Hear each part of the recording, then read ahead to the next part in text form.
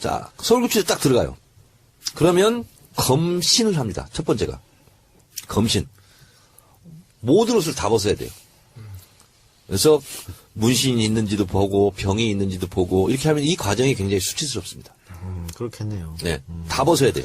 특히 소위 말하는 사회 뭐 지도층 인사, 기득권들은 그런 데 가서 옷 다 벗으면 엄청난 수치심에 시달리겠으네요. 이거는 예외가 없습니다. 예외가 없습니다. 모든 사람이 다 이런 과정을 거칩니다. 저도 홀딱 벗고 검신을 당했습니다. 제 옆에 유명한 가수도 한 명 있었습니다. 처음에 할 때. 누군지 얘기하지 않겠습니다. 난 알지. 네. 그 과정을 거치면 이제 저 때는 수의를 입었어요.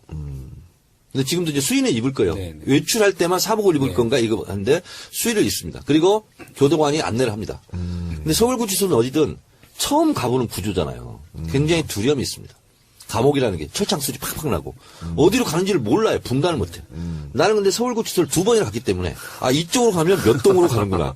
이쪽으로 가면 몇 동으로 가는구나. 그래서 서울구치소는 상중하 이렇게 있습니다. 그 1, 2, 3방이 독방입니다. 그래서 보통 중요한 이렇게 요인들이 가면 보통 독방을 먼저 주는데 저희 같은 경우는 혹시 사고 칠까봐 혼겁방에 며칠간 놓습니다. 심리적 안정을 취하라고.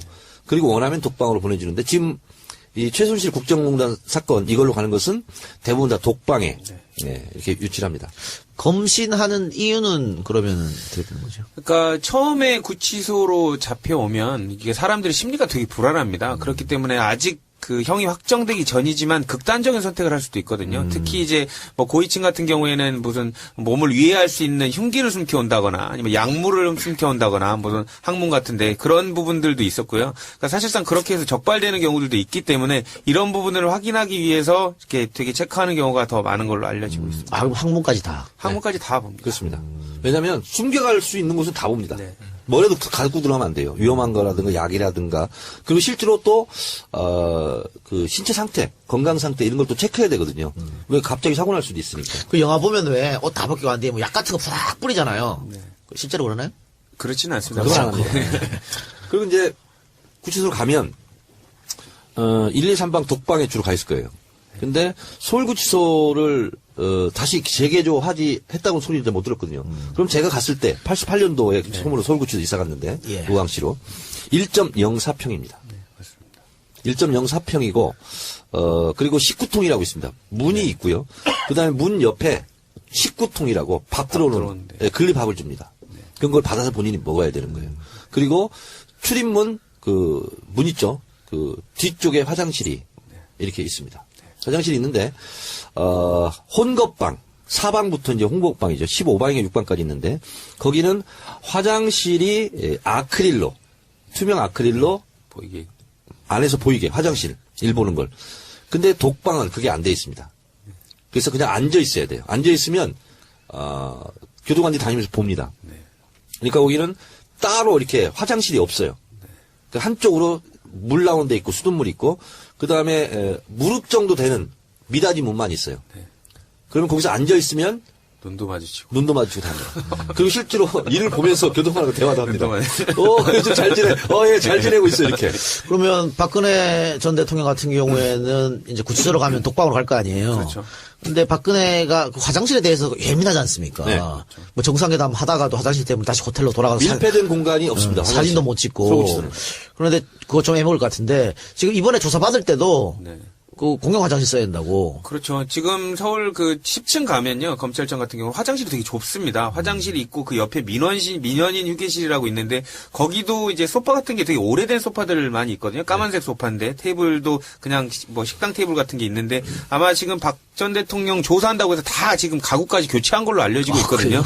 근데 이제 화장실 같은 경우는 일반 그 밑에 1층 청사하고는 달리 한 칸씩밖에 없습니다. 그래서 아마 거기 사용하기 되게 힘들 텐데요. 그렇다고 박 전 대통령 그 조사하러 오는데 그 화장실을 공사해 줄 수는 없는 일이고 아마 거기서 아마 용변은 보셨을 것으로 생각됩니다. 제가 박근혜 대통령이 조사받고 있는 바로 아래층 9층에서 제가 조사를 받았습니다.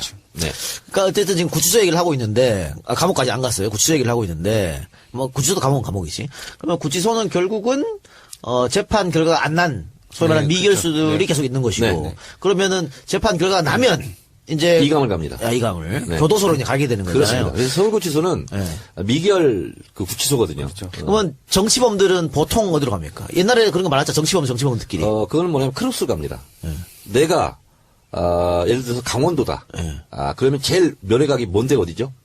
뭐, 목포입니다. 호남이나 불로. 목포 출신이다. 그러면 원주, 교도소 이렇게 보냅니다. 그럼 박 대통령 대구인데 어떻게? 거기는 이제 약간 특수 경우거든요. 그래서 박근혜 대통령이 만약에 감옥에 가면 그 1, 2, 3방이 있는 그 일반 사동에 두지는 않을 거고, 예를 들면 병사가 있습니다. 또 병동. 거기는 조금 더 넓어요. 1.04평보다. 그러니까 제가 알고 있기로는 2-3평 되는 걸로 알고 있는데 거기로 가게 될 가능성이 좀 있죠. 그래서 옛날에 학생운동 제가 이제 옥중투쟁하면서 또 안에서 옥중투쟁도 많이 했거든요. 근데 동지들을 이탈시키려면 막 꼬십니다. 그래서 반성문 쓰고 나는 교도소에서 구치소에서 조용히 지내겠다. 그러면 그 친구를 따로 분리해가지고 병사로 보냅니다. 그럼 거기는 이제 정치범들하고 완전히 아웃, 배신자 이렇게 되는 거죠. 변절자. 구치소 안에서 이렇게 되는데요. 그리고 이제 그 구치소 이렇게 가게 되면 그 다음에는 이제 검취라는 게 있어요. 예. 검사 취조. 그래서 구치소 교수 용어에서는 출정이라고 그럽니다. 그거 법정에 나간다. 그걸 출정. 호송버스 타고 이제 가는 거죠. 근데 검찰에서도 작은 미니 유치장이 있습니다. 검찰 유치장.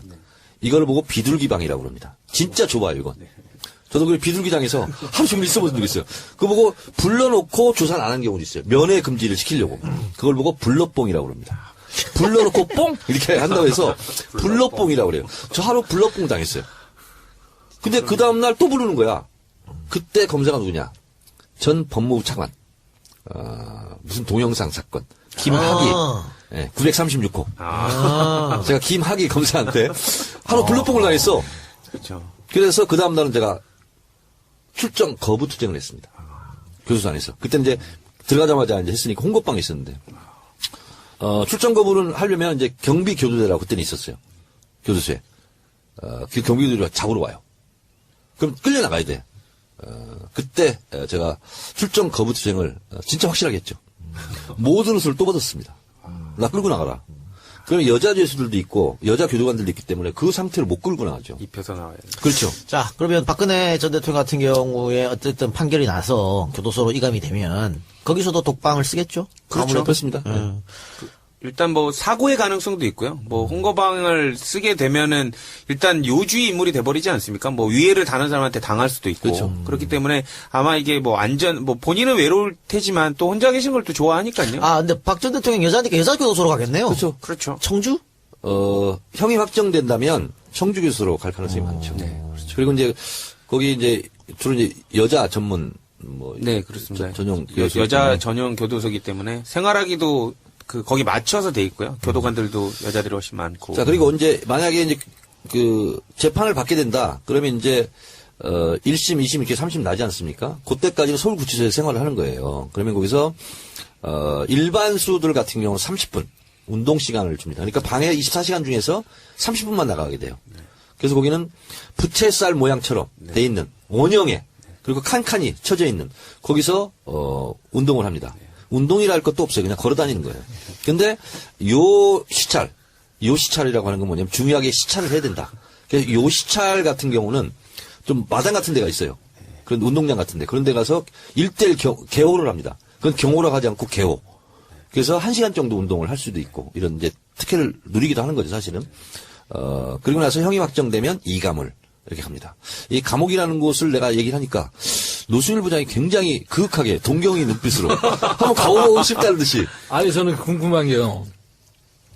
최순실은 일반인이잖아요. 민간인. 그냥 정말 일반인인데 왜 그 사람은 왜 독방에서 TV까지 다 제공이 되는 근데 방식이지? 그 구치소에 가면요, 어떻게 보면 그 사람을 뭐 위해준다, 뭐 이렇게 생각할 수도 있지만, 솔직히 생각을 해보십시오. 거기 계신 분들이 밖의 세상을 다 듣지는 못하지만, 감으로 다 알고 있습니다. 누가 들어온다는 거 정도는. 근데 최순실이 자기 방에 딱 배정되는 순간, 그 방에 장이 있습니다. 가만히 둘까요? 어쨌든 그 사람의 괜히 미운 거죠. 그러니까, 어쨌든 잘 대해주진 않을 거란 말이죠. 위해를 가할 가능성이 많고, 실제로 그 구치소에 있는 사람들이 입이 굉장히 거칩니다. 행동도 그렇죠. 거칠고. 그리고 예를 들면 한 12~13명씩 이제 홍보방에 있는데 첫 번째 가잖아요. 나이하고 불문이야. 무조건 그 교도소 용어로는 뺑기통이라고 그래요. 화장실 그 바로 앞에 있어야 돼. 그리고 이제 한 사람씩 나갈 때마다 승진할 때마다 화장실에서 좀 먼 거리로 자꾸 이동하는 거야. 이렇게. 군대 간물대처럼. 그렇지.